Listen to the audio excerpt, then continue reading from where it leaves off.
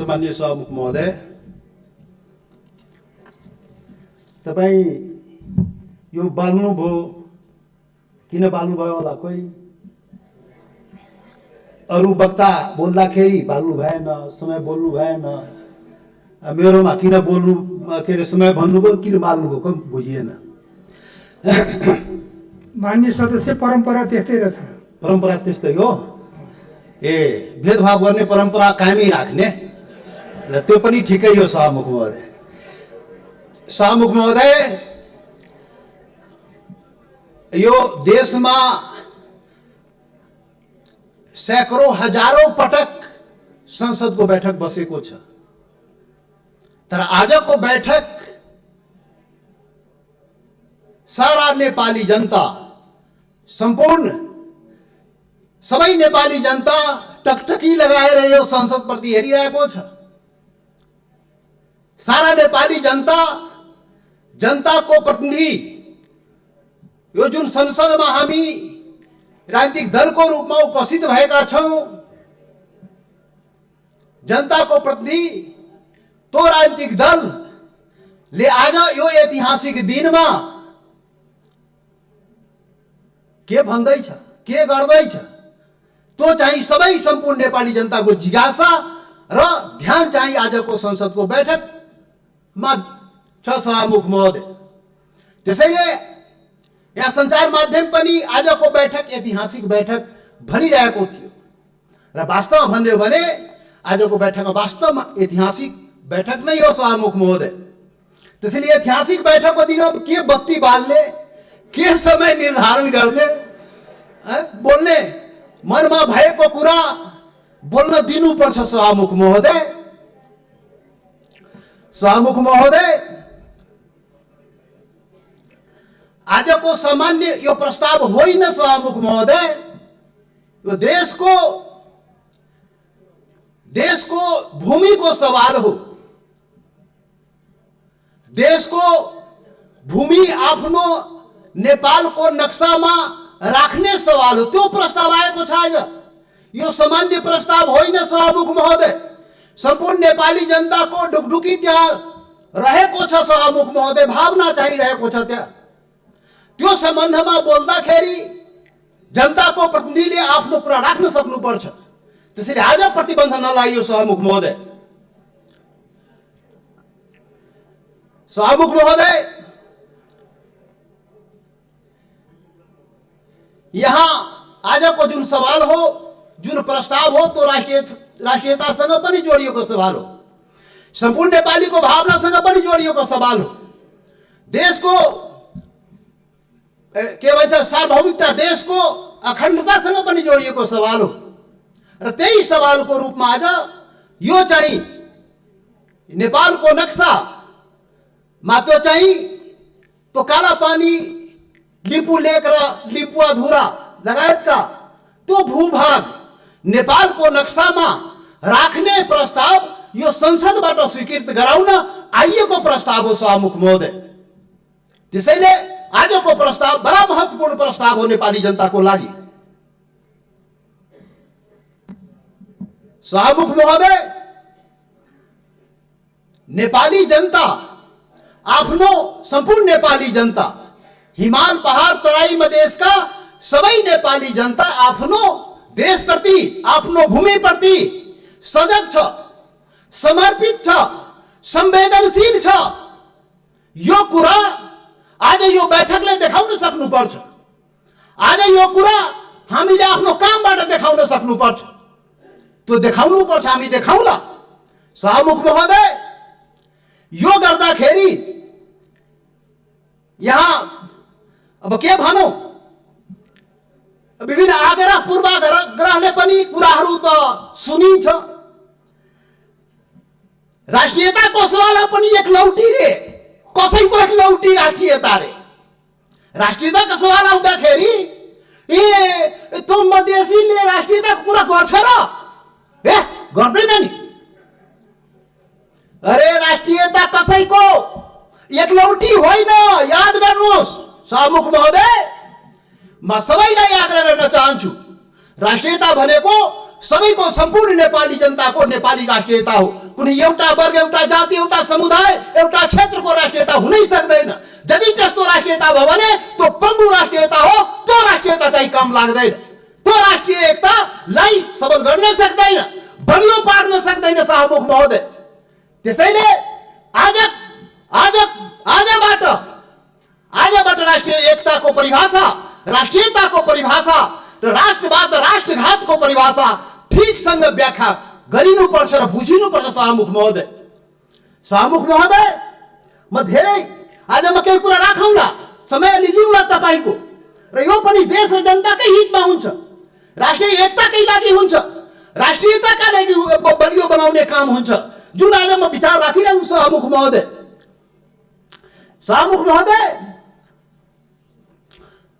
यस्तो संवेदनशील घडीमा एकता देखाउने हो। नेपाली जनताले आफ्नो एकता नदेखाए आफ्नो सवालको लागि, आफ्नो भूमिको लागि त कसले देखाइदिने हो? नेपाली जनताले नै देखाउने हो र नेपाली जनताको प्रतिनिधिमूलक संस्था, यो प्रतिनिधि सभाले देखाउने हो। शाहमुख महोदय, हाम्रा धेरै आउला यो संविधान संशोधनको कुरा आएको छ। यहाँ नक्सालाई लिएर त्यो चाहिँ संविधानमा, त्यो अनुसूचीमा संशोधन गर्ने प्रस्ताव आएको छ शाहमुख महोदय। त्यो कालापानी लिम्बू लेक, लिम्पुवाधुरा सहितको भूमि त्यो नेपालको हो भनेर त्यो चुच्चो त्यो हुने गरी त्यो नक्सा चाहिँ संसदबाट पारित गराउन प्रस्ताव आएको शाहमुख महोदय। संविधान संशोधन गर्न प्रस्ताव आएको शाहमुख महोदय। शाहमुख महोदय मार्फत सम्पूर्ण देशवासीलाई थाहा छ यो संविधानको बारेमा। यो संविधानको बारेमा हाम्रा आफ्ना रिजर्भेसनहरू रहेको छ। यो संविधान पूर्णता पाएन। यो संविधान सबैको हुन सकेन। यो संविधान हिमाल, पहाड, तराई, मधेसका सबै जनताको हुन सकेन। आदिवासी जनजाति, शेर्पा, तामाङ, राई, लिम्बू, गुरुङ, भोटे, मगर, नेवारको हुन सकेन। मधेसीको हुन सकेन, थारूको हुन सकेन, दलितको हुन सकेन, शोषण उत्पीडन परेको जनताको हुन सकेन। उसले आफ्नो भावना राखिरहेको छ, रिजर्भेसन राखिरहेको छ। यो हाम्रो पनि संविधान हुनु पर्यो, हाम्रो लागि पनि बनाइदिनु पर्यो, त्यो प्रावधान हाम्रो लागि पनि राखिदिनु पर्यो। त्यो संविधान संशोधनको जब कुरा आउँछ हामीले राख्ने गरेर शाहमुख महोदय। आज पनि संविधान संशोधनकै सवाल आएको छ प्रधानमन्त्रीजी। शाहमुख महोदय, तपाईँ मार्फत प्रधानमन्त्री सौभाग्य आज बसिराख्नु भएको छ, प्रत्यक्ष रूपले सुनिराख्नु भएको छ। हामी त्यो संशोधनको जब कुरा आउँछ संविधानको, त भन्दाखेरि नै हामी भनेको थियो यो सबैको लागि संविधान बनाउनुहोस् है। विगतमा त्यत्रो आन्दोलन भयो, यो देशका आदिवासी जनजाति, मधेसी, थारू लगायत दलित सबैले आन्दोलन गरेको छ। त्यो संविधानमा सबैको भावना राखियोस् है हामी भनेका थियौँ। तपाईँहरू सहमति गर्नुभएको थियो शाहमुख महोदय। यो देशको ठुलो पार्टी काङ्ग्रेस, कम्युनिस्ट, माओवादी जतिका के भन्छ एमाले, माओवादी सबैले सहमति गरेका थियो यस्तो संविधान बनाइन्छ र अब यो मुलुकमा विभेद हुँदैन। अब संघीय लोकतान्त्रिक गणतन्त्र आउँछ, सबै नेपाली बराबर हुन्छ, कुनै समुदाय, कुनै वर्ग, कुनै क्षेत्रप्रति केही अन्याय हुँदैन भनेर भनिएको थियो, सम्झौता गरिएको थियो। तर बन्दाखेरि त्यो भएन। त्यो पीडा त भन्न पाइन्छ नि अहिले संविधान संशोधन गर्ने बेलामा। हामी त भने शाहमुख महोदय, जब प्रधानमन्त्रीले नक्सा बनाउनु भयो हामीले भनेको थियौँ राम्रो गर्नुभयो। नेपालको भूमि फिर्ता ल्याउने कुरा जुन गर्नुभयो, नक्सा बनाउनु भयो, राम्रो गर्नुभयो। सर्वदलीय बैठकमा हामी सबैले एकमतले सरकारलाई, प्रधानमन्त्रीलाई हामी भन्यौँ तपाईँ अगाडि बढ्नुहोस्, यो चाहिँ भूमि चाहिँ नक्सा बनाएर मात्रै हुँदैन, फिर्ता ल्याउने पनि कुरा गर्नुहोस् है प्रधानमन्त्रीजी। नक्सा बन्यो। आज संसदबाट के भन्छ संविधान संशोधन समेत गराएर अनुसूचीमा राख्ने कुरा भएको। जब संविधान संशोधनको सवाल आउँछ त्यति बेला हामीलाई त्यो पीडा हुन्छ, किनभने यो संविधानको लागि, यो संविधानको अपनत्वको लागि सैकौं जनता चाहिँ जान गुमाएको छ, बलिदान दिएको छ शाहमुख महोदय। त्यो पनि राष्ट्रियता हो, त्यो पनि नेपालको जनताको राष्ट्रियता हो, त्यो पनि आफ्नो हक अधिकारको लागि जान गुमाएको छ, सङ्घर्ष गरेको छ, आन्दोलन गरेको छ शाहमुख महोदय। त्यसैले शाहमुख महोदय, जब संशोधनको आउँदाखेरि त्यो कुरा पनि हामी राख्ने गरा। त्यसैले हामीले भनेका थियौँ शाहमुख महोदय प्याकेजमा ल्याइदिनुहोस्, यो त्यो कुरा पनि ल्याइदिनुहोस् न, जो हामीले उठाएका सवालहरू पनि त्यो पनि ल्याइदिनुहोस् न, सँगसँगै ल्याइदिनुहोस् न। अनि राम्रो हुन्छ। अनि राष्ट्रिय भूमि मात्र होइन, जनता पनि राष्ट्रियता हो नि त। भूमि मात्रै होइन, जनता समेत, भूमि र जनता मिलाएपछि राष्ट्रियता हुन्छ। जनताको सवाल पनि ल्याइदिनुहोस् न भने आग्रह गरे हो, बिन्ती गरे हो शाहमुख महोदय। तर खोइ आएन। मजबुरन हामी चाहिँ छुट्टै के अरे प्राइभेट बिलको रूपमा यहाँ ल्याउनु पर्यो सभामुख महोदय। अब पछि विचार होला सायद। अब यो यो यो 7औं संविधान सभामुख महोदय, 6वटा संविधान त नाश भयो मुलुकमा। 70 वर्षमा 7वटा संविधान, 6वटा संविधान यही कुकर्मले गर्दाखेरि, यही गतिविधिले गर्दाखेरि समाप्त भयो। जनताको माग अनुसार समय सापेक्ष संशोधन भएन भने संविधान जाँदो रहेछ। त्यसैले यो 7औं संविधान, संघीय लोकतान्त्रिक गणतन्त्रको संविधान बडा मेहनतले, त्याग बलिदानले नेपाली जनताले ल्याएको छ। त्यसले यो संविधानको रक्षा हुनुपर्छ। रक्षाको लागि त्यसमा समय सापेक्ष जनताको माग अनुसार सुधार परिवर्तन गर्नुस्। बाइबल कुरान गीता नबनाउनुस्। अब प्रधानमन्त्रीले उचित आवश्यकता भन्नुहुन्छ, खोइ अब कहिले उचित आवश्यकता आउने थाहै छैन।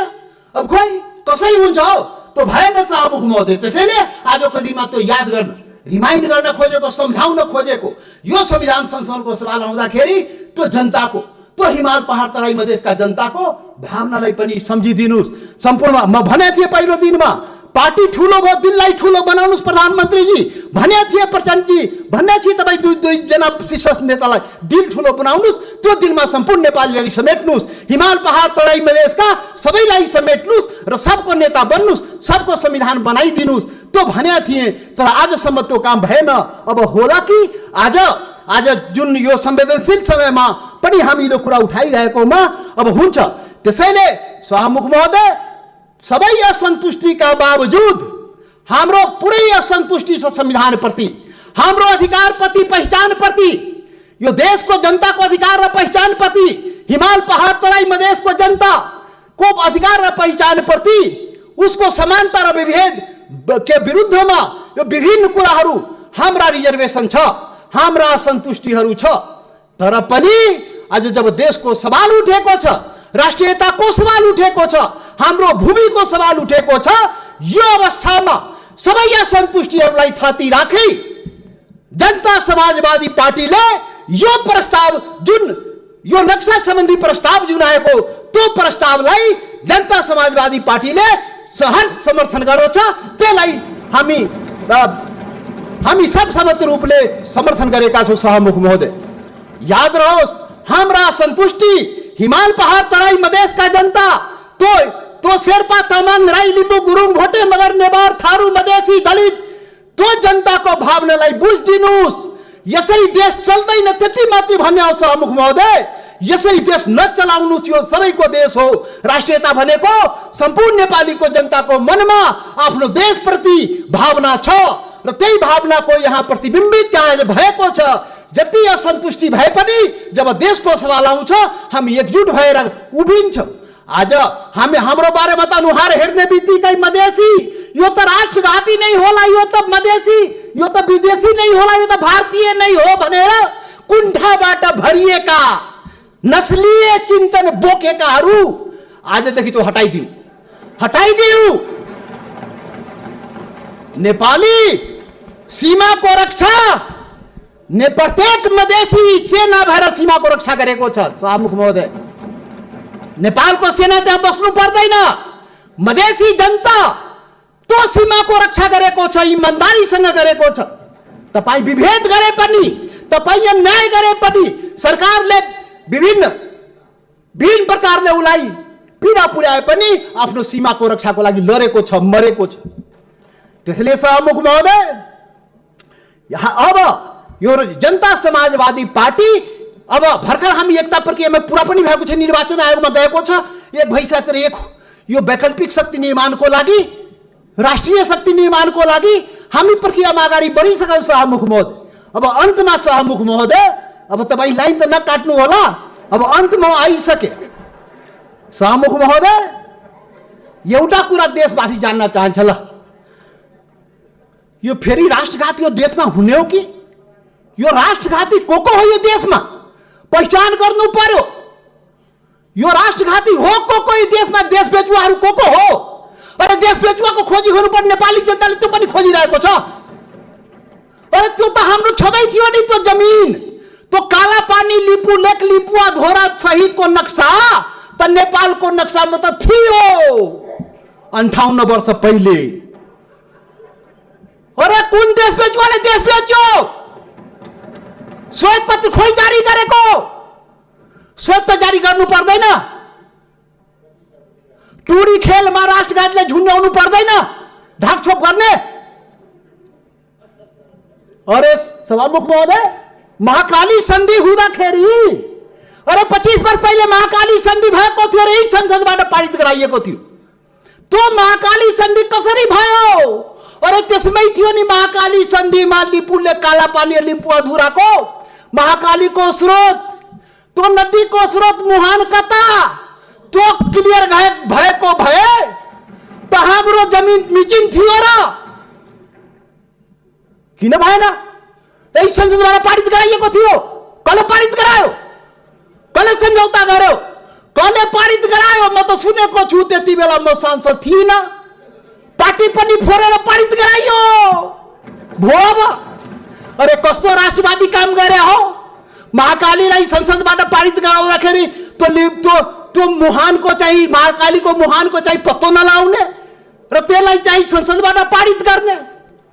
त्यसैले राष्ट्रघातीको पहिचान हुनुपर्छ सभामुख महोदय। सकिनै लाग्यो सभामुख महोदय। यो राष्ट्रवादी कुरा हो, यो खोखला राष्ट्रवादी कुरा होइन। यो राष्ट्रघातीलाई पर्दाफास गर्नुपर्छ नेपाली जनताको बीचमा। को राष्ट्रवादी हो यो देशमा? राष्ट्रघाती, मधेसीलाई राष्ट्रघाती भन्ने, मधेसीलाई राष्ट्रवादी नभन्ने। मधेसी जनता, यो देशको मधेसी जनतालाई त्यसरी औँला ठुर्याउने काम कसैले नगरोस् राष्ट्रवादको मामलामा। सभामुख महोदय, कतिचोटि अग्नि परीक्षा दिने हो, कतिचोटि प्रमाण दिने हो हामी? यस्तो अग्नि परीक्षा नलिनुस् सभामुख महोदय। सम्पूर्ण नेपाली जनतालाई आज म यो रोस्टमबाट आग्रह गर्न चाहन्छु, यस्तो अग्नि परीक्षा नलिनुस्।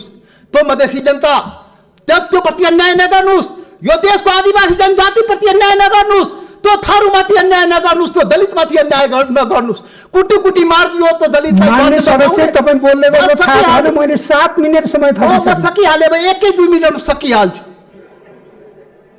त्यसैले सभामुख महोदय, यति संवेदनशील समयमा पनि सभामुखले मलाई 2 चोटि टोकिसक्नुभयो। कसरी हुन्छ खोइ बुझ्न सकिएन। लकीर का फकीर। अब प्रधानमन्त्री बन्नुपर्छ समय किटान नहुनलाई। यहाँ प्रधानमन्त्री भएर उहाँ प्रचण्डजी र देउपाजी बोल्दाखेरि समय किटान नहुन, किनभने प्रधानमन्त्री रे। अब जनता समाजवादी पार्टी यो देशको प्रधानमन्त्री भएर अनि रोस्टमा आएपछि बल्ल त्यो समय पाउने भयो सभामुख महोदय। ठीक छ, त्यो पनि देखाउला, त्यो पनि नेपाली जनताले देखाउँछ। वेट गर्नुस्। अब राष्ट्रवादी राष्ट्रघातीको पहिचान पनि नेपाली जनताले गरेर त्यसलाई टुरी खेलमा झुन्ड्याउनु पर्यो, श्वेत पत्र जारी गर्नु पर्यो। प्रधानमन्त्रीजी, सरकारलाई हाम्रो आग्रह। त्यसैले अन्तमा अब सभामुख महोदय, अब हात जोडेर प्रधानमन्त्रीलाई के म प्रार्थना गरेको भने, यो कागजमा कोरेर नेपाली जनता पाउँदैन। त्यो जमिन चाहियो, के त्यो जग्गा चाहियो, नेपाली जनतालाई भूमि चाहियो। यो चाहिँ समय, यो लोड सेडिङ जस्तै बत्ती आए जस्तै नक्साबाट उडाइदिने, फेरि राखिदिने, अनि कुर्सी बचाउनलाई राख्या हो कि के हो त्यो पनि मान्छेले भन्छ। के हो अब के हो? त्यसैले सभामुख महोदय, त्यो जमिन फिर्ता ल्याइदिनु पर्यो। प्रधानमन्त्रीजी सरकारले वार्ता गरेर फेरि वार्ता हेर्नुहोस् सभामुख महोदय। यो बडा संवेदनशील कुरा म भन्दैछु। नेपाल भारतको सम्बन्ध सिंहदरबार र दिल्ली दरबारले बनाएको होइन, याद गर्नु होला। यो देशको प्रधानमन्त्री केपी ओली र मोदी, नरेन्द्र मोदीले बनाएको सम्बन्ध होइन। यो दुई देशको जनताको बीच बनेको सम्बन्ध, हजारौं वर्षदेखि बनेको सम्बन्धको कडी हो। त्यो हर प्रकारको सम्बन्ध जनताको बीचमा खुला सीमा छ। करोडौं जनता जो तपाईको जनता, मधेसको जनता हो, त्यो त्यसको उपभोग गरिरहेको छ। ऊ आफ्नो दाल नुन चिनी कसरी ल्याउने हो, दुवादारको त्यो आफ्नै स्तरबाट त्यहाँबाट ल्याउँदो रहेछ। नेपाल सरकारलाई थाहा नभए मतलब नभए पनि चलिरहेको छ। त्यो सम्बन्ध हो, विशेष सम्बन्ध हो। त्यसैले वार्ता राम्रोसँग गर्नुस् र भूमि फिर्ता ल्याउनुस्, वार्ताको माहौल बनाउनुस्, वातावरण बनाउनुस्। यहाँ संसदमा उल्टापल्टा कुरा गरेर सम्बन्ध के माहौल बिगारेर त्यो चाहिँ अलि अप्ठ्यारो भइजान्छ सभामुख महोदय। त्यसैले त्यो चाहिँ वार्ताको माहौल बनाएर हामीलाई जग्गा फिर्ता चाहियो, नेपाली जनतालाई के अरे यो जग्गा फिर्ता चाहियो। त्यसैले अब जनताले के भन्छ भने, यो कोरोनाको अवसरमा जनताको जीवन रक्षा नगर्ने सरकारले हाम्रो भूमिको रक्षा गरिदिन्छ भने जनताले भनिरहेको छ। त्यो चुनौती तपाईको अगाडि छ। जनताको जीवनको रक्षा पनि गर्नुपर्छ, हाम्रो भूमिको रक्षा पनि गर्नुपर्छ। धन्यवाद।